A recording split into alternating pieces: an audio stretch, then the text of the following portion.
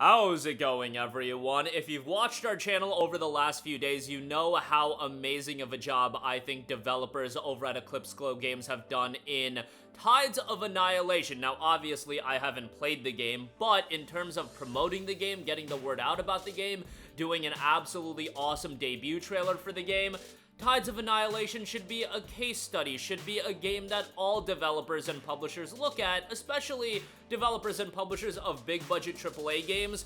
Look at Tides of Annihilation, look at the rollout of how they revealed this game and how they are talking about this game, giving insight into what to expect out of the game. This is how you debut a game. And I've said this ad nauseum, I'm so sick and tired of CG trailers that give us nothing to sink our teeth into. Tides of Annihilation has done the opposite, and it has done an amazing job of getting people excited about the game. Now a lot of interviews are coming out about the game, and there's a lot of insight and more details dropping, and I want to go over some of those details. Some of it I do find rather interesting. One element a little bit concerning, but we'll talk about that. A Q&A done by Alessio Palumbo over on WCCF Tech gives us a lot more insight.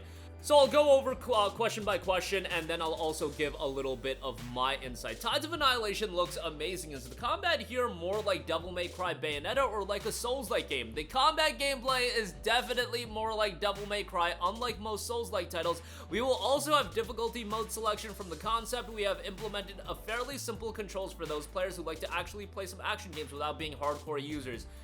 I am so happy about this, you guys, and I feel like reading my comment section and just the general discourse online, I do feel like there is this element of there are so many people that want brutally difficult games, they want challenging experiences and so on and so forth. They want that Souls-like style of gameplay. I almost think it's almost shameful, or at least people perceive it to be shameful, if you go online and you say something like, yo, I'm washed up, I can't play these Souls-like games all the time. And washed up, obviously a strong term. I use washed up to describe myself, but it's just like, dudes, I personally play video games to have a good time. I am never going to kid myself into thinking I am one of the best gamers on planet Earth, that I can do these crazy Dark Souls runs. Look, I have friends that fiend on the Souls-like games. That's great for them.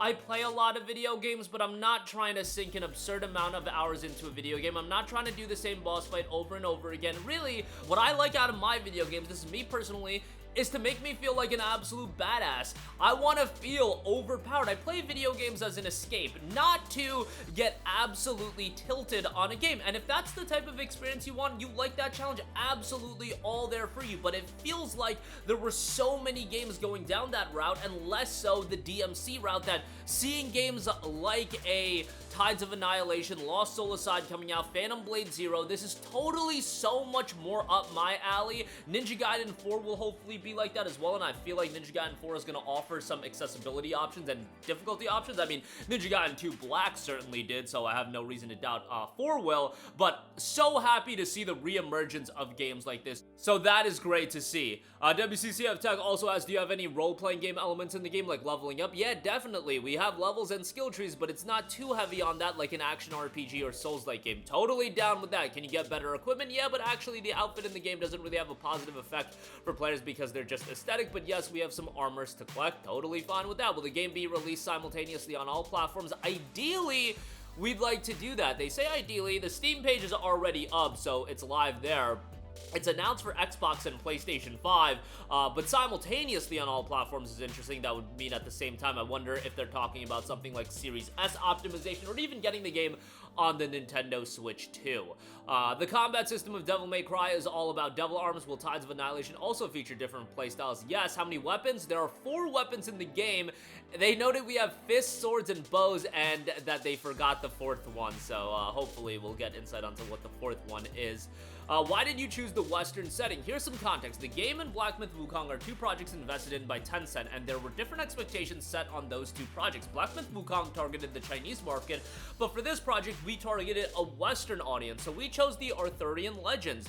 The origin of this project was when the producer came up with the concept surrounding knights, and then we made the connection with the Knights of the Round Table from Arthurian myths. The reason we reached out to you guys at this early stage is that the target audience is Western, and this is our first title, so we want, gather as much feedback as we can to just improve the game for the final version.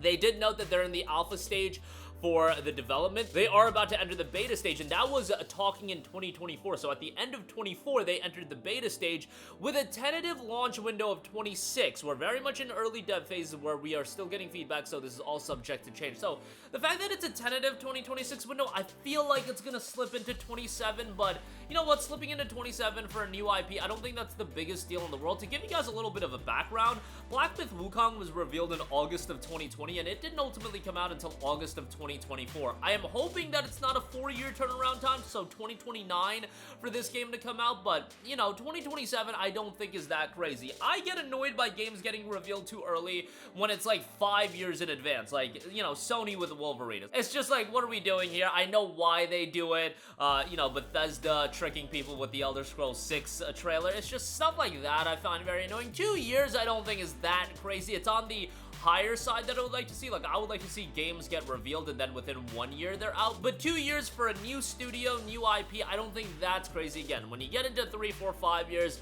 that's where I thought it would be a little bit extreme. Now, they also talked about potentially expanding the franchise to other settings and mythologies, and they did note we would change the protagonist, but we would still want to use Outworld invasion concept that we're using for Tides of Annihilation.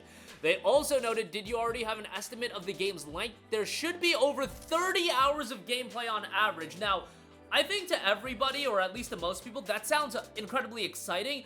To me, 30 hours is a lot. For a Devil May Cry style game, 30 hours is extreme, and I wonder how much of that is padding. That honestly makes me a little bit more trepidatious about the game rather than getting excited, because to have that heavy of a pace and fast pace of an action game for 30 hours, that's a sizable undertaking, you guys. Most action games do not run for 30 hours. If you're familiar with DMC, Ninja Gaiden, I just beat Ninja Gaiden 2 Black. That game was nowhere near 30 hours. Let's just put it that way. 30 hours is very, very lengthy for a character-driven action game like this. You know, 15 hours I would say is a little bit on the lengthy side. You know, the upper end of length for a game that's like a DMC action-oriented style of game. So I am interested to see how the game is going to present that 30 hours, and maybe that's 30 hours with replayability and everything like that. We'll see how that unfolds, but that's a lengthy game. And how many bosses will there be in the game? Over 30, each with their own abilities. Players will have to prepare for very challenging boss fights as well. So over 30 bosses, 30 hours of gameplay. Again, that's quite a lot of content, and maybe they just view that, hey, if they're gonna drop a $70 game, they need to have a reasonable amount of content, and I totally can understand that. But I would also rather it be all killer and very little filler, especially for a game style like this. But that'll do it for me.